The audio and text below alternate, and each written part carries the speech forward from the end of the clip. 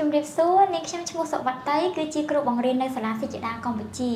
បើនិយាយអំពីដំណើរដែលនាងខ្ញុំចង់ក្លាយជាគ្រូបង្រៀននៅសាលាសិស្សតាកម្ពុជា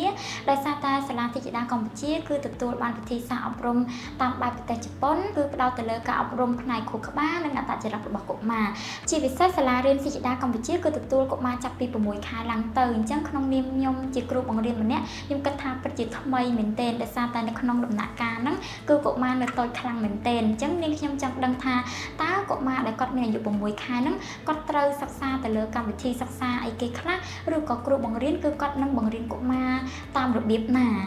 ចាហើយក្នុងនាមខ្ញុំគឺជាគ្រូបង្រៀនម្នាក់នាងខ្ញុំមើលឃើញចក្ខុវិស័យនៅក្នុងសាលាសិស្សតាកម្ពុជាពិតជាល្អខ្លាំងមែនទែនដោយសារតែសិស្សតាគឺបានចូលរួមចំណែកជួយដល់អាណាព្យាបាលនៅក្នុងប្រទេសកម្ពុជាទាំងអស់បានយល់ដឹងហើយបានជួយបង្វឹកកូនរបស់គាត់តាំងពីដំណាក់កាលដែលនៅតូចខ្លាំងជាពិសេសគឺ6ខែឡើងទៅ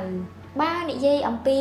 លទ្ធផលវិជ្ជមានដែលយើងទទួលបានកន្លងមកគឺពិតជាមានច្រើនមែនទែនប៉ុន្តែអ្វីដែលយើងមើលឃើញជារួមនៅពេលដែលកុមារគាត់បានមកស្គាល់ឬក៏បានចូលរៀននៅក្នុងសាលាសិស្សតាកម្ពុជាពួកគាត់សិក្សាតែក្មេងដែលមានភាពរីករាយពួកគាត់រីករាយនៅក្នុងការធ្វើជាខ្លួនឯងពួកគាត់រីករាយនៅក្នុងការបង្ហាញសក្តានុពលរបស់គាត់រៀងខ្លួនដែលក្នុងនាមខ្ញុំនិងអាណាព្យាបាលទាំងអស់គឺយើងពិតជាភ្ញាក់ផ្អើលនៅក្នុងសមិទ្ធផលទាំងអស់នេះហើយបើសិនជាយើងនិយាយអំពីសមត្ថភាពខួរក្បាលវិញពួកគាត់សុទ្ធសឹងតែជាក្មេងដែលមានការចងចាំល្អមានសមត្ថភាពនៅក្នុងការសម័យហើយការគិតល្អិតល្អន់របស់ពួកគាត់គឺល្អទាំងអស់គ្នាហើយបើយើងសម្ដៅទៅលើអត្តចរិតរបស់ពួកគាត់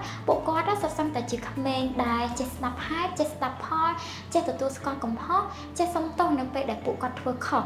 ចេះចែករំលែកចេះអាណិតអាសូរអ្នកដទៃហើយពួកគាត់សុទ្ធសឹងតែជាក្មេងរីករាយនៅក្នុងការទទួលយកឬក៏មានទំនាក់ទំនងជាមួយនឹងមនុស្សជុំវិញខ្លួន